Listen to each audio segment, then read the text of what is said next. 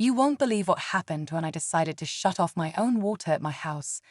It all started as a simple, responsible thing to do, just turning off my water to fix a leak. But what I never expected was that the HOA Karen next door would take it way too far. She didn't just get upset, she actually called 911 on me. Yeah, you heard that right. The cops showed up, and things got way more intense when she told them I was trespassing on my own property.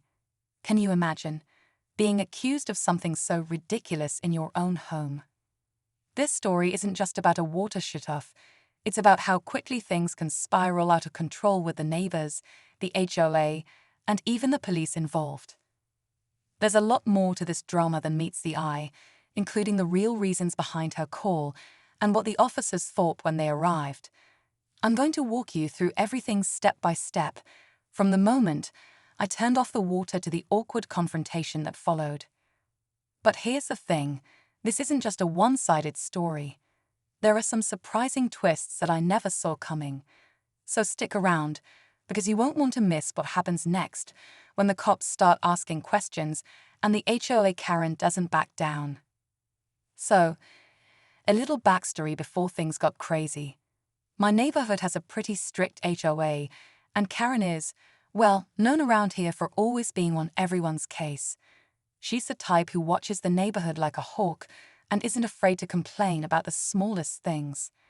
I've tried keeping things cool with her, but sometimes it feels like no matter what you do, it's never enough.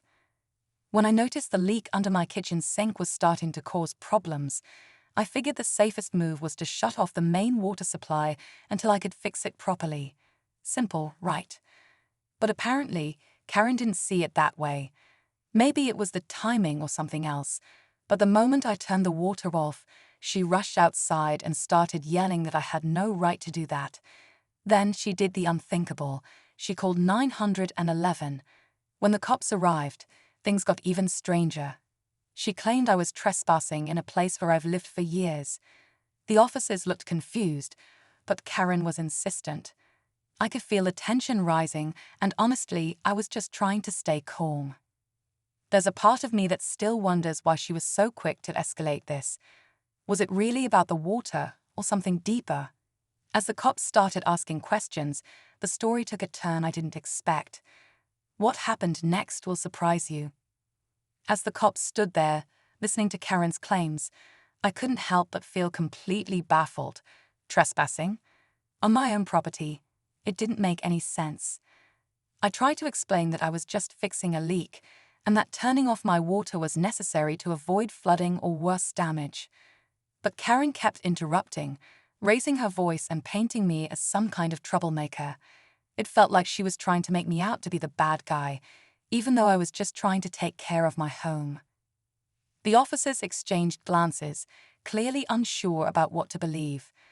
I could tell they were trying to stay neutral, but Karen's attitude was making the situation more complicated than it needed to be. Meanwhile, neighbors started coming out of their houses, drawn by the commotion. Some looked curious, others concerned, and a few even whispered about how Karen always seems to blow things out of proportion. What made it even more frustrating was that the HOA had specific rules about maintenance and water usage, but none of that seemed to matter in this moment. Karen acted like she had the authority to control everything, and suddenly I was caught in the middle of a power struggle that went beyond just water being shut off. It made me wonder if this was about control, or maybe something personal between us that I hadn't realized. As the cops asked more questions, the tension kept rising. Karen wasn't backing down, and I could feel the eyes of the neighborhood on me, waiting to see what would happen next. The situation was far from over, and I had no idea how it was going to end, or if it would ever be resolved peacefully.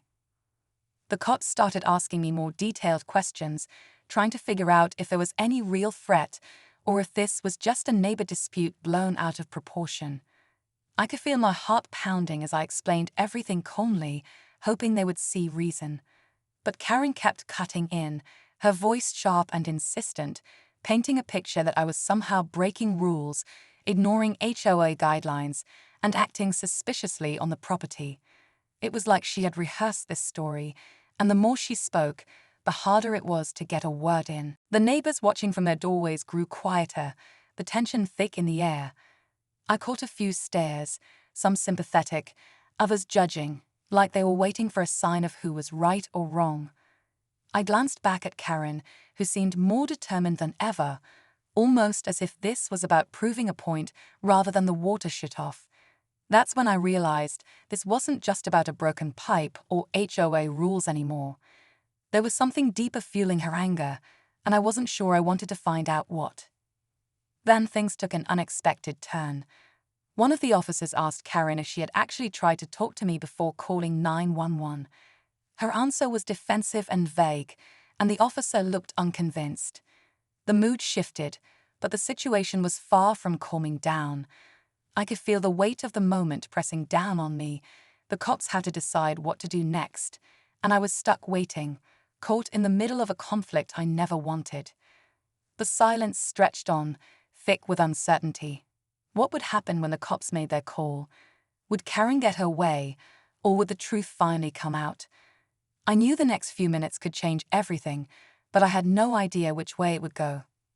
Just when I thought things couldn't get any more complicated, one of the officers asked to see my property deed and proof that I lived there.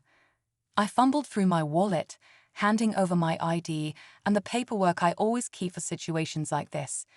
But then Karen suddenly pulled out her phone and showed the officers a message thread she had saved, something about a previous HOA notice claiming that I wasn't allowed to do certain maintenance without prior approval. She insisted that by shutting off my own water without permission, I had broken HOA rules and, in her words, was causing disruption to the whole neighborhood. That caught me off guard. I knew the HOA had rules, but I honestly thought basic home maintenance was allowed. Now it sounded like I'd been violating something without even realizing it.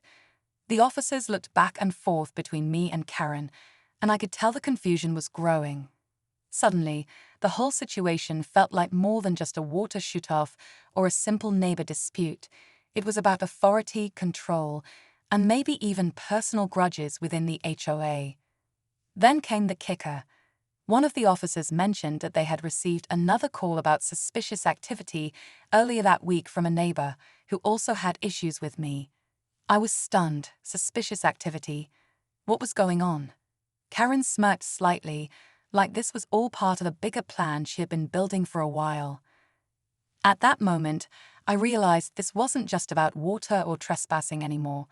The stakes had just gotten a lot higher, and I was right in the middle of something much bigger than I had expected.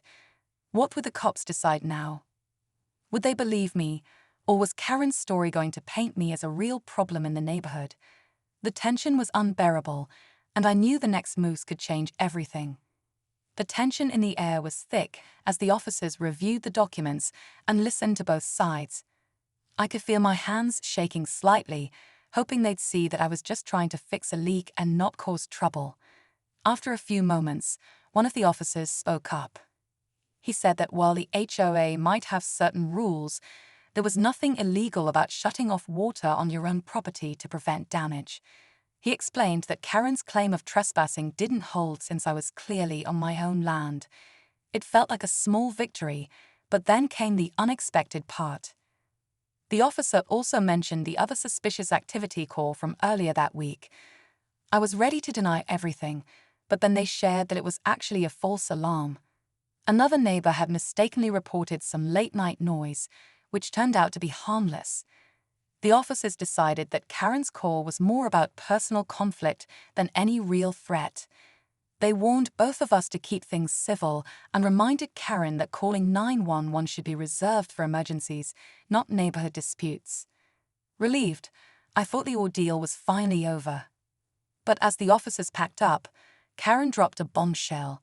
She revealed she was planning to push the HOA board to enforce stricter rules on homeowners like me, including more restrictions on repairs and maintenance. It was clear this fight wasn't just about water or trespassing. It was a power play that was far from finished. I walked back inside, heart pounding, realizing this neighborhood drama was just getting started. What would happen next? That's a story for another time. After the officers left, I took a deep breath and tried to process everything that had just happened.